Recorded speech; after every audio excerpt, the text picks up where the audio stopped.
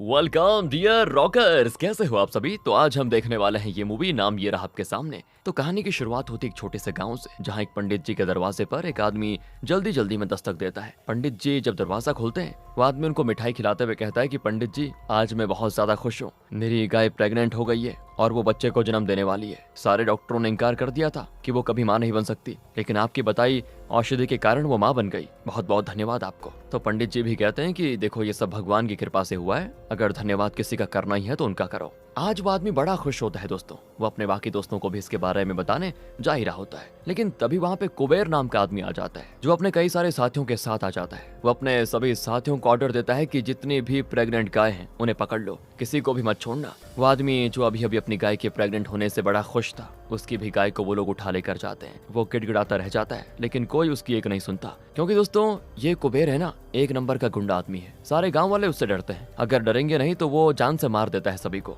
इसीलिए कुबेर अपनी मनमानी करता रहता है, लेकिन प्रॉब्लम यह है कि कोई उसे रोक नहीं पाता। बेचारे गांव वाले उसका अत्याचार सहने पे मजबूर हैं। इधर जब पंडित जी सो रहे होते हैं, तब उसको एक सपना आता है, जिसमें वो काली माता की मूर्ति और एक हाथी को देखता है। ये सपना वैसे उसको आज से नहीं, बल्कि काफी टाइम पहले से आ रहा है। पंडित भी हैरान हो जाता है कि आखिर मुझे इस तरह के सपने क्यों आते रहते हैं। तो आज वो फैसला करता है कि वो उस काली माता की मूर्ति के पास जाएगा, ताकि जान सके कि कहीं माता उसे कुछ संदेश देना तो नहीं चाह रही। लेकिन उसकी बेटी और बाकी गांव वाले उसको रोकते हुए कहते हैं कि पागल हो गए हो क्या आप? कुबेर और उसके आदमी वहीं रहते हैं, उन्होंने तुम्हें देख लिया तो जान से मार डालेंगे, ऐसा मत करो। सुनकर पंडित जी अपनी बेटी की खातिर वहां जाने का फैसला अपने मन से निकाल लेते हैं, क्योंकि अगर उसे कुछ हो गया तो उसकी बेटी को इस दुनिया में कौन देखेगा। अगले सीन में दोस्तों हम एक दूसरे गांव का सीन देखते हैं, जहां वेलू नाम का बंदा अपने प्यारे से हाथी के साथ रहता है। वेलू अपने हाथी को एक जानवर नहीं बल्कि अपना भाई मानता है, इतना प्यार करता है उससे। उसने अपने हाथी का नाम भी रखा हुआ है, जो कि मनियन है। वेलू के पास ये उसका हाथी बचपन से है दोस्तों। दोनों को एक साथ लगभग 25 साल हो चुके हैं। दोनों एक दूसरे के बगैर रह नहीं सकते। वेलू के परिवार की बात करें तो उसमें उसके पिता और बहन शामिल हैं। करीब 25 साल पहले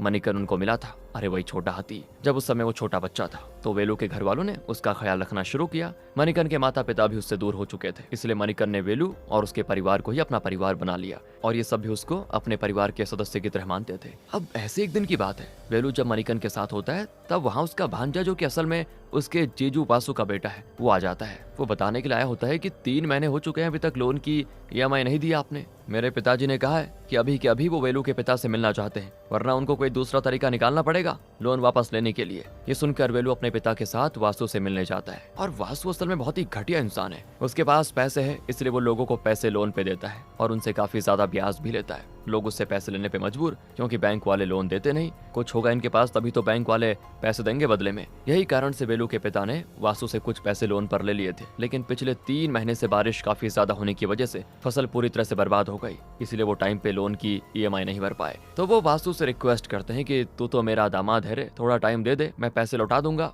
वासु कहता है कि पैसे के मामले में कोई रिश्तेदारी नहीं होगी, बाप बेटे का हिसाब होता है, फिर हम तो दूर के हैं। अभी के अभी मुझे EMI के 25,000 रुपए चाहिए कैसे भी करके, वरना तुम्हें पता है मैं जान से मार दूंगा। इतना खतरनाक है दोस्तों ये। तो वेलू भी वासु से रिक्वेस्ट करता है कि थोड़ा सा टाइम तो दे दो हमको, पैसे लौटा देंगे हम तुम्हारे। तो वासु कहता है ठीक है, जितनी देर तक तेरे पिता यहाँ खड़ा रह सकते हैं, मतलब जब तक तेरे पिता की टांगों में जान है, तब तक तेरे पास टाइम है। 25,000 लाकर दे देना और अपने पिता को वापस लेकर जाना, वरना खड़े खड़े तेरे पिता की जान चली जाएगी, और इसकी गारंटी मैं नहीं लूंगा। इतना कहकर वो वेलू को वहां से भगा देता है कि जा पैसे लेकर आ, और उसके पिता को धूप में खड़ा कर देता है। ये देखकर वेलू को बहुत बुरा लगता है कि पिताजी की ऐसी हालत हो रही है, बताओ। उसके आंसू निकल जाते हैं, और अपने पिता की ऐसी हालत देखकर वो हर जान पहचान वालों के पास जाता है 25,000 का बंदोबस्त करने के लिए, लेकिन कहाँ उसकी मदद कोई नहीं करता, और उसके पिता की धूप में खड़े खड़े हालत खराब हो जाती है। पर तब वेलू के दोस्त अपनी जमा पूंजी निकाल कर उसको दे देते हैं, ताकि वो अपने पिता को ले जा सके। ये देखकर वेलू की आंखों में आंसू आ जाते हैं कि इस दुनिया में जहां अपने काम नहीं आए, वहां तुम लोगों ने साथ दे दिया मेरा,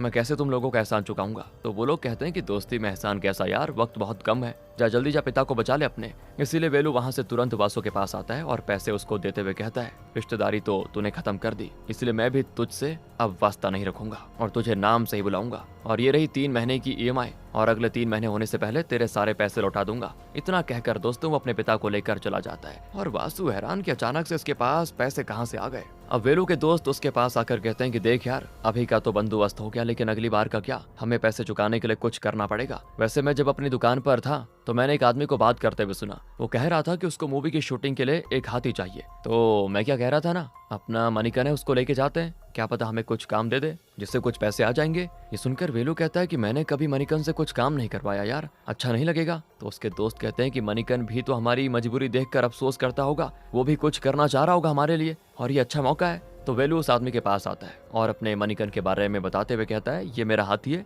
बचपन से पाला है मैंने इसको, मेरे कहने पर वो सारी चीजें कर लेगा। तो वो आदमी वेलू से मणिकन का लाइसेंस मांगता है, क्योंकि कोई मालिक हाथियों को 25 साल से या उससे ज्यादा टाइम के लिए जब संभालता है तो ऐसे मालिक को एक लाइसेंस दिया जाता है कि उसका ये पालतू हाथी है, किसी को नुकसान नहीं पहुंचाएगा। तो यही लाइसेंस वेलू के पास मौजूद था। ये देखकर वो आदमी कहता है कि तुम्हारे हाथी को तो अभी शूटिंग का कोई एक्सपीरियंस नहीं होगा, एक काम करो थोड़ा सा टाइम दो अपने हाथी को, उसके बाद देखा जाएगा। अब वेलू सोचने लग जाता है कि उसे मणिकन को किसी पूजा या शादियों में ले जाना चाहिए, नए लोगों के साथ रहेगा तो घुलना मिलना सीख जाएगा। लेकिन दोस्तों इससे पहले वो अपने पिता से परमिशन लेता कि वो मणिकन से कुछ काम करवाना चाह रहा है। तो उसके पिता कहते हैं कि लगता है तुमने सोच लिया कि तुम किसी काम के नहीं हो, अरे खुद से लोन के पैसे नहीं चुका पा रहे हो इसलिए तुम मणिकन को काम पर भेज रहे हो। बताओ सिर्फ तुम ही मेरे बेटे नहीं हो, मणिकन भी मेरा बेटा है। लेकिन वेलू कहता है मेरा वो मतलब नहीं था पिताजी, हमें अभी पैसों की सख्त जरूरत है। और फिर वेलू मणिकन से भी परमिशन लेता है। तो मणिकन इशारा करके बताता है कि मैं ये काम करने को तैयार हूँ और ये सुनकर सभी खुश। दूसरी तरफ दोस्तों वो मूवी शूटिंग वाला बंदा वासु से आकर मिलता है। वो कहता है कि मुझे पता चला कि वेलू आपका रिश्तेदार है और उसके पास एक खास हाथी भी है। आपको शायद पता नहीं होगा लेकिन मार्केट में वैसे हाथी की वैल्यू जिसे बचपन से पाला गया हो उसकी कीमत काफी ज्यादा होती है, ऊपर से वो हाथी भी बड़ा कमाल का है। तो मैं वो हाथी खरीदना चाहता हूँ ताकि आगे की मूवी में वो सिर्फ मेरे लिए काम कर सके, इसके बदले मैं आपको 50 लाख देने को तैयार हूँ। और वासु खुश, वो कहता है फिर तो समझो वो हाथी आपका हुआ, मैं हाथी का बंदोबस्त करता हूँ, आप 50 लाख का बंदोबस्त कीजिए। इसके बाद वासु वेलू के पिता के पास आता है और कहता है कि आप पर जितनी भी EMI बाकी है और जितना आप पे लोन है मैं सब माफ करने को तैयार हूँ, बदले में मुझे मणिकन चाहिए। सुनकर वेलू के पिता भड़कते हुए कहते हैं कि खबरदार, आइंदा कभी मेरे मणिकन को खरीदने की बात की तो तेरे लिए अच्छा नहीं होगा, दफा हो जाए यहाँ से, इससे पहले कि मुझे जबरदस्ती तुझे धक्का मार कर निकालना पड़े। और ये सुनकर वासु कहता है कि ज्यादा घमंड आ गया है क्या, ये घमंड जल्दी टूट जाएगा तुम्हारा, देखता हूँ कहाँ तक उड़ते हो इस हाथी के बल पे, पर नहीं काट दिया ना तो मेरा नाम भी वासु नहीं है। इतना कहकर वासु भी चला जाता है। लेकिन फिर वो एक आदमी के पास आकर उससे एक खास तरह की दवा खरीद लेता है जिसके लिए वो उस आदमी को अच्छे पैसे भी देता है। ये दवा किसी भी जानवर को दे दी जाए तो वो जानवर पागल हो जाएगा, इस तरह की हरकत करने लगेगा कि उसका मालिक भी उसको रोक नहीं सकता। और वासु का प्लान ये है दोस्तों कि वो मणिकन को ये दवा देकर लोगों के सामने उसको पागल साबित कर दे कि यह हाथी पागल हो चुका है, इसलिए फिर उसको जानवरों के कैंप में भेज दिया जाएगा और वहां से वासु फिर उठा लेगा मणिकन को और तब उसको बेच देगा उसी मूवी वाले को। अब अगले दिन वेलू को एक शादी का ऑफर मिलता है जहां वो मणिकन को लेके जाता है। शादी अटेंड करने के लिए उसको कुछ पैसे मिलने वाले होते हैं, लेकिन तब वहां वासु का एक आदमी आ जाता है जो फ्रूट के अंदर वो दवा मिलाकर मणिकन को खिला देता है। वो बेचारा उसे अच्छा इंसान समझकर फ्रूट खा लेता है। खाते दोस्तों उसके खुद पर से कंट्रोल खत्म हो जाता है, वो यहाँ वहाँ लोगों पे हमला करने लगता है। सारे लोग अपनी अपनी जान बचा रहे होते हैं पर मणिकन तो रुकने को तैयार ही नहीं होता। वेलू उसे शांत करने की कोशिश करता है पर तब भी मणिकन शादी में आए आधे से ज्यादा मेहमानों को घायल कर देता है, इसलिए पुलिस वाले इंजेक्शन देकर मणिकन को बेहोश कर देते हैं और जंगली जानवर बताकर उसे लेकर जाते हैं कैंप में। वेलू पुलिस वालों से कहता है कि देखो सर, मेरा मणिकन जंगली नहीं है, बचपन से पाला है इसको मैंने, ये ऐसा कभी नहीं कर सकता, न जाने आज इसको क्या हो गया। लेकिन पुलिस वाला कहता है कि ये मामला देखो कोर्ट जा चुका है, वहाँ होगी सुनवाई, अगर तुम साबित कर सकते हो कि मणिकन जंगली नहीं है तो तब उसको लेके जा सकते हो, वरना तुम कभी दोबारा मणिकन से मिल नहीं पाओगे। सुनकर वे लोग घबरा जाता है कि नहीं नहीं ऐसा नहीं हो सकता। और तब एक डॉक्टर मणिकन को चेक करके कहता है कि मणिकन के ऊपर दवा का असर हुआ है, किसी ने इसको कुछ खिलाया है तभी ऐसी हरकतें कर रहा था। वेलू हैरान कि आखिर ऐसी घटिया हरकत कौन कर सकता है और सबूतों को देखते हुए कोर्ट वेलू को कुछ टाइम का समय देते हुए कहती है तुम्हें जानवरों के डॉक्टर से एक सर्टिफिकेट लाकर जमा करना होगा। वो डॉक्टर चेक करके सर्टिफिकेशन बनाएंगे कि मणिकन जंगली है या नहीं, उस सर्टिफिकेट के हिसाब से आगे की कार्रवाई की जाएगी। तब तक मणिकन पुलिस वालों की निगरानी में रहेगा और पुलिस वाला मणिकन को अपने साथ ले जाने लगता है और जब मणिकन जाने से मना करता है तो वो पुलिस वाला उसको मारने की कोशिश करता है, पर वेलू उसको रोककर मणिकन से कहता है कि चिंता मत करो, मैं हूं ना, तुम्हें जरूर वापस लेके आऊंगा, अभी चले जाओ उनके साथ। मणिकन रोते हुए पुलिस वालों के साथ चला जाता है। यहाँ वेलू और उसके पिता दोनों परेशान होते हैं कि पिछले 25 साल में आज की ये पहली रात थी जब उनके साथ मणिकन नहीं था। उसकी कमी वो दोनों बर्दाश्त नहीं कर पा रहे थे, रह रहकर उन्हें मणिकन याद आ रहा था। वेलू कहता है कि सब मेरी गलती है, मुझे मणिकन को शादी में ले जाना चाहिए ही नहीं था, वरना ऐसा कुछ होता नहीं। पर उसके पिता उससे कहते हैं कि जो हो गया उसको छोड़ो बेटा, ये सोचो कि हम मणिकन को अब कैसे बचा सकते हैं। अगले दिन ये दोनों जानवर के डॉक्टर के पास जाते हैं जो उनको सर्टिफिकेट बना कर देगा। वो दोनों डॉक्टर को अपनी ओर से सारी परेशानी बताते हैं अपनी, लेकिन डॉक्टर थोड़ा घूस लेने वाला है, इसीलिए डॉक्टर का एक साथी उन दोनों से कहता है क्या यार, ऐसे उठकर आ गए? चाय नाश्ता का कम से कम बंदोबस्त कर दिया होता। जल्दी से कुछ पैसों का इंतजाम करो, फिर वो सर्टिफिकेट के बारे में सोचेंगे। तो वेलू देखने लग जाता है कि उसके पास कितने पैसे मौजूद हैं। उन दोनों ने 2 दिन से कुछ खाया नहीं था। वेलू अपने पिता के लिए चाय लेकर आता है और कहता है, ये पी लीजिए, आप भूखे होंगे। तो उसके पिता उसको ही डांट लगाते हुए कहते हैं कि वहाँ मणिकन किस हालत में होगा ये सोचकर मुझसे रहा नहीं जा रहा है, और तुम चाय दे रहे हो। क्या किसी ने उसको कुछ खाने को दिया भी होगा कि नहीं, इसकी कोई खबर नहीं है हमें। वहाँ मेरा बेटा मणिकन तकलीफ में और तुम यहाँ खाने के लिए कह रहे हो। जब तक मणिकन वापस नहीं आ जाता ना, मैं कुछ नहीं खाऊंगा। ये सारी चीज दूर से वो डॉक्टर सुन लेता है और वो समझ चुका था कि ये लोग अपने हाथी को जानवर की तरह नहीं बल्कि परिवार की तरह मानते हैं।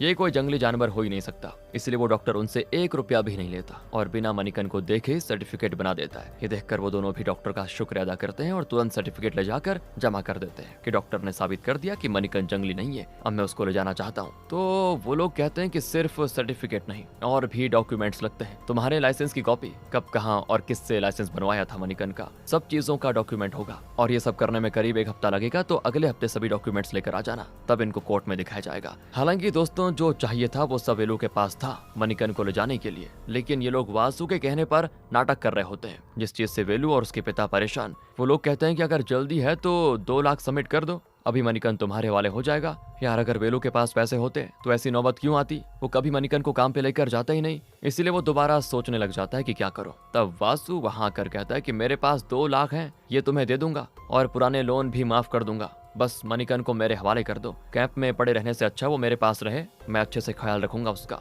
लेकिन वेलू के पिता उसको साफ मना कर देते हैं कि मैंने मना किया था ना मणिकन को खरीदने की बात करने के लिए, नहीं चाहिए मुझे तुम्हारी मदद, चला जा यहाँ से। इसलिए वासु गुस्से में चला जाता है। अब दोस्तों, 1 हफ्ते में सारे डॉक्यूमेंट्स जमा करके वेलू पुलिस वाले के पास आता है मणिकन को ले जाने के लिए। लेकिन पुलिस वाला कहता है कि मणिकन तो भाग गया। गुस्से में उसने चेन तोड़ा और जंगल की ओर भाग निकला। हम तो कोशिश कर रहे थे उसको ढूंढने की, पर नहीं बच पाया। वेलू का तो खून खौल जाता है कि बस बहुत हो गया, तब से यहाँ वहाँ घुमा रहे हो, मुझे मेरा मणिकन किसी भी हाल में वापस चाहिए। और वो जब उस जगह जाता है जहाँ मणिकन को रखा गया था, तो वहाँ उसे जमीन पर खून गिरा हुआ मिलता है। दोस्तों, बाजू में एक दूसरा हाथी भी होता है, उस पर मारने के काफी ज्यादा निशान होते हैं और उसके अंदर से भी खून निकल रहा होता है। वेलू तो समझ जाता है कि मणिकन को इन्होंने बड़ी बेरहमी से मारा होगा, इसीलिए मणिकन जान बचाने की खातिर यहाँ से भाग गया होगा। लेकिन मुझे नहीं ढूंढ पाया, पता नहीं मेरा मणिकन कहाँ चले गया, मुझे उसको ढूंढना होगा। वो अपनी लुंगी को उस घायल हाथी पे बांध देता है ताकि उसको तकलीफ ना हो। ये देखकर दूसरा पुलिस वाला कहता है कि हमें नीचा दिखाने की कोशिश कर रहा है कि हमें जानवरों को सही तरीके से रखना नहीं आता, तुझे तो मैं बताता हूँ। इतना कहकर वेलू को वो मारने की कोशिश कर रहा होता है, लेकिन आज वेलू के सब्र का बांध टूट चुका था। वो पुलिस वालों के साथ साथ जितने भी लोग थे ना, उन सभी की बढ़िया तरीके से धुलाई कर देता है ताकि उन्हें भी एहसास हो कि जानवर को तकलीफ देना क्या होता है। वासु ने कोशिश तो की, लेकिन उसकी वजह से ना तो मणिकन उसको मिल पाया और ना ही वेलू को। अब वेलू अपने पिता के साथ अलग अलग जगह पे अपने हाथी को ढूंढने में लग जाता है। सभी से पूछता है कि किसी ने मेरे हाथी को कहीं आसपास भटकते हुए देखा, लेकिन सारे लोग ना में जवाब दे जाते हैं। तो वहीं वो पुलिस वाला जिसे वेलू ने मारा था, वो मूवी शूटिंग वाले आदमी को फोन करके बता देता है कि वेलू खतरनाक है। उसको अगर पता चला कि तुम हाथी खरीदना चाहते हो और तुम्हारी वजह से उसका हाथी भाग गया, तो वो छोड़ेगा नहीं तुम्हें, संभल कर रहना। ये सुनकर वो आदमी कुछ बदमाशों को वेलू की फोटो भेज देता है ताकि जिससे भी वेलू दिखाई दे वो वहीं उसको मार डाले। दूसरी तरफ वो पंडित जी दोस्तों, जिसे हमने मूवी की शुरुआत में देखा था, उसकी बेटी जब नदी में नहा रही होती है तब उसको वहाँ पे कुबेर दिखाई देता है, जो एक हाथी को बड़ी बेरहमी से मारकर गाड़ी में डाल रहा होता है। और दोस्तों, यही है अपना मणिकन जो कुबेर के हाथ लग चुका है। ये देखकर वो घबरा जाती है, मतलब पंडित जी की लड़की, और अपने पिता को आकर सारी बातें बताती है कि आप जो सपने में हाथी देखते हो ना, वही हाथी मैंने गांव में देखा जिसे कुबेर मार रहा था। सुनकर पंडित जी भी हैरान, लेकिन वो मजबूर होते हैं क्योंकि अगर उसने कुबेर के खिलाफ कोई कदम उठाया तो उसे जान से मार दिया जाएगा। अगले सीन में दोस्तों, वासु भागकर वेलू के पिता के पास आता है और उनके पैर पकड़ते हुए कहता है कि मुझे माफ कर दीजिए, मुझसे बहुत बड़ी गलती हो गई है जो मैंने मणिकन को बेचने के बारे में सोचा, जबकि उसने भगवान की तरह मेरे बच्चे को बचाया था। तो असल में दोस्तों, वासु को घर पर उसकी पत्नी से पता चला कि उसके बच्चे नदी में खेलने गए हुए थे, लेकिन पानी ज्यादा होने की वजह से वो डूबने लगे और तब मणिकन ने खुद उन बच्चों को बचाया था। अगर वो वहां नहीं होता तो वासु के बच्चे दुनिया में कभी नहीं होते। इसी वजह से उसे अपनी गलती का एहसास हुआ कि मुझसे बहुत बड़ी गलती हो गई, और वो वेलू को सारी बात बता देता है कि एक बंदे ने मुझे 50 लाख का वादा किया था तुम्हारे हाथी के लिए, इसीलिए मैंने इतना बड़ा खेल रचा, लेकिन कुछ हाथ नहीं लगा और मणिकन हमसे दूर चला गया। ये सुनकर वेलू का मन तो वासु की वहीं जान लेने का कर देता है, पर उसके पिता उसको रोक देते हैं। वासु कहता है कि जितने पैसे लगेंगे मैं देने को तैयार हूँ, बस मणिकन को वापस लेकर आ जाओ। तो वेलू कहता है कि कोई जरूरत नहीं है, मैं अपने मणिकन को खुद के दम पे वापस लेकर आ जाऊंगा, वादा किया है मैंने अपने पिता से। इतना कहकर वेलू अपने दोस्तों के साथ घर से चला जाता है। उसने फैसला कर लिया था कि वो आसपास की सारी जगहों को तलाश करेगा, कहीं तो मणिकन मिल जाएगा उसको। पर जैसे ही वो अपने घर से थोड़ा दूर आता है, वहाँ कुछ बंदे पहुंच जाते हैं जो वेलू की जान लेने के लिए आए होते हैं। लेकिन वो ये कर पाते? पुलिस वाले नाकाबंदी करके उन बदमाशों को पकड़ लेते हैं, और ये नाकाबंदी किसी और काम के लिए की गई थी दोस्तों। लेकिन जब पुलिस वाले सभी बदमाशों के मोबाइल पर वेलू की फोटो देखते हैं जिसे मारने के बारे में लिखा हुआ था, तो पुलिस तुरंत उन सभी बदमाशों को हिरासत में ले लेती है। इस तरह से वेलू की जान बच गई, वरना कुछ हो जाता आज। अब वेलू की तलाश किस्मत से उसको उसी गांव में लेके जाती है जहां मणिकन को कुबेर मार रहा होता है। यहाँ वेलू सभी से मणिकन के बारे में पूछता है, लेकिन किसी को उससे पता नहीं चलता। वहीं पर वो पंडित जी भगवान के सामने प्रार्थना कर रहा होता है कि हम जानवरों की पूजा करते हैं, लेकिन वो कुबेर जानवरों की बलि दे देता है। अब आप ही कुछ कर सकते हैं भगवान, अगर ऐसा ही चलता रहा तो गांव से सारे जानवर खत्म हो जाएंगे। कोई भी आवाज उठाने की कोशिश करे तो कुबेर के कुंडे उसको मार डालते हैं। किसी मसीहा को भेज दीजिए जो हमें इस मुसीबत से छुटकारा दिलाए, वरना गांव के लोगों का आप पर से भरोसा उठ जाएगा। तभी वहाँ पे वेलू आकर पंडित जी से कहता है कि आपने इस हाथी को कहीं देखा है? ये देख पंडित जी हैरान, लेकिन वो मना कर देता है कि नहीं नहीं, मैंने इसको कहीं नहीं देखा। पर उसकी आवाज में दोस्तों एक झिझक थी। वेलू समझ जाता है कि पंडित को कुछ पता है। तो वेलू के जाने के बाद उसकी बेटी अपने पिता से कहती है, आपने मना क्यों किया पिताजी? तो पंडित कहता है, ये इंसान शरीफ आदमी लगता है, इसे इसके हाथी के बारे में बता दिया और ये कुबेर के बारे में न जानते हुए उसके पास चला गया तो कुबेर इसकी जान ले लेगा, बस इसीलिए मैंने झूठ कह दिया कि मैं हाथी को नहीं देखा। अब वेलू के जाने के बाद वहाँ कुबेर आता है जो एक प्रेग्नेंट महिला को लेकर आया होता है। वो उसको सारे गाँव वालों के सामने मारते हुए कहता है, ये मेरे खिलाफ आवाज उठाने की कोशिश कर रही थी, आज सारे गांव वालों के सामने इसको फांसी पर लटका कर मैं मार डालूंगा। और कुबेर के गुंडे दोस्तों उस महिला को रस्सी से लटका देते हैं। पंडित उनको रोकने की कोशिश करता है पर वो गुंडे उसको भी मार देते हैं, मतलब जान से तो नहीं मारते। पर तब वहां पहुंच जाता है वेलू, जो सबसे पहले तो उस महिला को बचाता है। फिर वो सोचता नहीं कि सामने कौन खड़ा है, सीधे कुबेर और उसके गुंडों से लड़ना शुरू कर देता है। वो अकेला और कुबेर के साथ उसके सारे साथी कुछ नहीं बिगाड़ पाते उसका, मानो वेलू पर भगवान की कृपा हो गई हो। लगता है भगवान ने ही वेलू को भेजा है गाँव का सहारा बनने के लिए। वेलू जैसे कुबेर की जान लेने वाला होता है, पंडित उसको रोक कर कहता है कि इसकी जान लेकर कोई फायदा नहीं, इससे बड़ा गुंडा तो इसका बाप है, इसीलिए इसे छोड़ दो और मेरे साथ चलो। इतना कहकर पंडित वेलू को अपने साथ घर लेकर आ जाता है। वेलू कहता है, आखिर चल क्या रहा है इस गांव में, सब लोग ये डरे हुए क्यों हैं? ऊपर से मैंने आपसे हाथी के बारे में पूछा तो आप कुछ जानते हुए भी झूठ कहने लगे क्यों? तो ये सुनकर पंडित की बेटी वेलू को सारी बातें बता देती है कि असल में कुबेर का बाप थलीगन नाम का आदमी है, वो एक बाबा है, अलग अलग तरह के रिचुअल करता है। किसी भी इंसान को अपनी कोई भी इच्छा पूरी करवानी होती है तो वो उस चीज के लिए रिचुअल करके उसकी वो इच्छा पूरी कर देता है। थलीगन का अड्डा जंगल में बनी काली माता की मूर्ति के पास है। थलीगन हर रिचुअल में जानवरों की बलि देता है, और वो भी जोड़ों में, एक मेल जानवर उसके साथ दूसरी फीमेल जानवर जो कि प्रेग्नेंट होनी चाहिए। इच्छा जितनी बड़ी होगी उतने ज्यादा जानवरों की बलि दी जाती है। उसी थलीगन के पास तुम्हारा मणिकन है जिसकी भी वो बलि देने वाला है। हर पूर्ण चांद वाली रात को ये रिचुअल किया जाता है और पूरे चांद की रात कल ही है। तुम्हारे पास कल तक का टाइम है, बस अगर बचा सकते हो तो बचा लो, वरना मणिकन मारा जाएगा। सुनकर वेलू के तो पैरों तले जमीन खिसक जाती है कि ये नहीं हो सकता,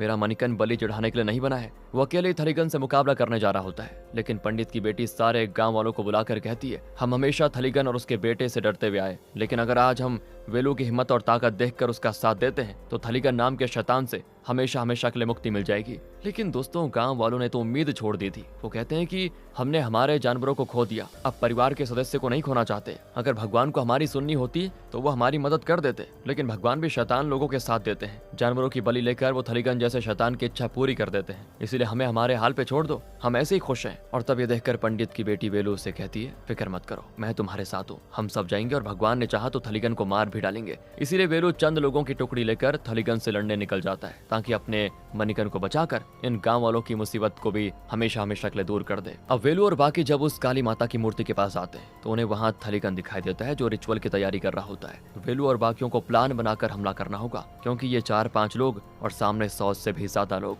वो लोग कुछ सोच ही रहे होते हैं कि तभी सारे गांव वाले वहां पहुंच जाते हैं, जो वेलू से कहते हैं कि हमें हमारी गलती का एहसास हो चुका है, तुम अच्छे इंसान हो, शायद भगवान ने ही तुम्हारा यहाँ आना लिखा हुआ था, इसलिए हम तुम्हारे साथ हैं ताकि थलीगन को मार सके। तभी दोस्तों वो फीमेल हाथी जिसे मारने के लिए थलीगन लाया हुआ था वो चिल्लाने लग जाती है, जिस वजह से पूरा जंगल हिलने लग जाता है। किसी को समझ नहीं आता क्या हो रहा है। वेलू बताता है कि जब एक फीमेल हाथी बच्चे को जन्म देने वाली होती है लेकिन बच्चा पेट में गुम जाता है तो वो इस तरह से चिल्लाती है, और जब वो ऐसे चिल्लाती है तो पूरे जंगल के हाथी उसकी मदद करने पहुंच जाते हैं। ये आवाज उन्हीं हाथियों की है जो इस हाथिनी की मदद करने आ रहे हैं। कमाल है दोस्तों, जानवर भी एक दूसरे का कितना ख्याल रखते हैं ना। इसके बाद वहाँ पे सारे हाथी पहुंच जाते हैं। वेलू उनमें से एक हाथी पर सवार होकर मणिकन को बचाने निकल पड़ता है। तो वहीं थलीगन रिचुअल की तैयारी कर रहा होता है, जहां वो देगा मणिकन की बलि, और तब मणिकन को वेलू के पास होने का एहसास होता है। वो शोर मचाना शुरू कर देता है ताकि वेलू आकर उसे बचा सके। ये देखकर थलीगन अपने गुंडों से कहता है कि काट डालो मणिकन को, रिचुअल का टाइम निकले जा रहा है। लेकिन वो कुछ कर पाते? वेलू वहां पहुंच जाता है दोस्तों। फिर तो वो थलीगन और उसके गुंडों से लड़ना शुरू कर देता है, और यहाँ पे हमें एक बेहतरीन फाइट भी देखने को मिलती है, जिसमें वेलू अकेले गुंडों की वाट लगाया जाता है। वो सबसे पहले कुबेर को मारता है, उसके बाद थलीगन के गले में चेन बांधकर, जैसे वो जानवरों की बलि दिया करता था ना, वेलू उस आदमी को तलवार देता है जिसकी प्रेग्नेंट गाय की थलीगन ने बलि चढ़ाई थी कि आज तुम इस थलीगन की काली माता को बलि दे दो, जिससे बुराई का अंत हो जाएगा। ये सुनकर वो आदमी उसी तलवार से थलीगन का गला काटकर उसकी जान ले लेता है। इस तरह से दोस्तों वेलू ने अपने मणिकन को हासिल किया और गांव वालों को मुसीबत से निकाल दिया। पंडित को अब उसके सपने का मतलब समझ आता है कि ये हाथी और काली माँ उसके सपने में इसीलिए आया करती थी कि बहुत ही जल्दी गांव वालों की जिंदगी में शांति आने वाली है। जो सपना आज जाकर सच हो गया। वेलू उनके लिए मसीहा बनकर आया, जिसने थलीगन जैसे शैतान का खात्मा करके पूरे गांव को उसकी दहशत से आजाद कर दिया। अब गांव वाले सुकून से अपनी जिंदगी गुजार सकते हैं। इसके बाद वेलू अपने मणिकन को लेकर चला जाता है और पंडित काली माता की मूर्ति को एक मंदिर में बदल देता है, जहाँ की सफाई होती है और अब से लोग यहाँ पे पूजा करना शुरू कर देते हैं। इसी के साथ दोस्तों ये कहानी यहाँ पे खत्म होती है। बाकी आप बताइए आपको कैसी लगी स्टोरी। ध्यान रखिएगा अपना, and finally thanks for watching.